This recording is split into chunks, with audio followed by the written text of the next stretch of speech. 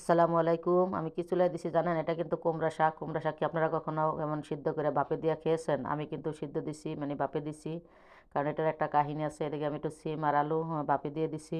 কারণ এই কুমড়া শাকটা ১১০ দিন আগে আনছিল। শনিবারে বাজার থেকে অনেক তিতা লাগছে। একদিন রান্না করেছিলাম। হ্যাঁ, তাই তিতার জন্য খাইতে পারি নাই। পরে এখন ১০ দিন পরে আবার প্রায় ১০ দিন হয়ে গেছে ফ্রিজে ছিল। এটা এখন নামাইছি। চিন্তা করলাম যে ফেলে দেবো, মানে ফেলে দিতে মায়া লাগে এত দামি শাকগুলা। ভাবলাম যে কি করা যায়। পরে একটু সিদ্ধ করে একটু রাইখা দিলাম, আর একটু অল্প করে সিম আর আলু দিয়ে ভাজি করলাম, একটু কালিজিরা দিয়ে দেখি কেমন লাগে। কিন্তু ভাবতেও পাই না যে এটা যেন এত মজা হবে। তাই কিছুটা রেখে দিছি, আগে জানলে সবটুকু দিয়ে দিতাম। আমি এই যে শুকনা মরিচ দিয়ে, কালিজিরা দিয়ে, বাগার দিয়ে, একটু আলু সিম দিয়ে রান্না করলাম। এই জন্যই মুরব্বীরা বলে যেন মানে তোর যত্ন করে যদি রান্না করে সব কিছু গাছ, মানে ঘাসও খাওয়া যায়, ঘাসও রান্না করে খাওয়া যায়, মুরব্বীদের কথা। আমি কিন্তু ভয়ে সবটুকতেই না একটু রাইখা দিছি, যেন দেখি যদি না খাইতে পারি ওদিনকার মতো। মায়া করে খালি রান্না করলাম, যেন দেখতে অনেক সুন্দর। দেখেন কত সুন্দর ফ্রিজ, 10 দিন ছিল ফ্রিজে।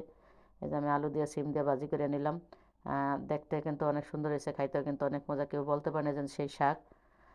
দেখেন, আমার মতো তেতো লাগলে কেউ ডিসিশন নেবে না ফেলে দেওয়ার। এভাবে তো সবজি দিয়ে, অন্যান্য সবজি দিয়ে মিক্স করে ভেজে মানে ভাজি করে নেবেন। এতক্ষণ সাথে থাকার জন্য ধন্যবাদ। আল্লাহ হাফেজ।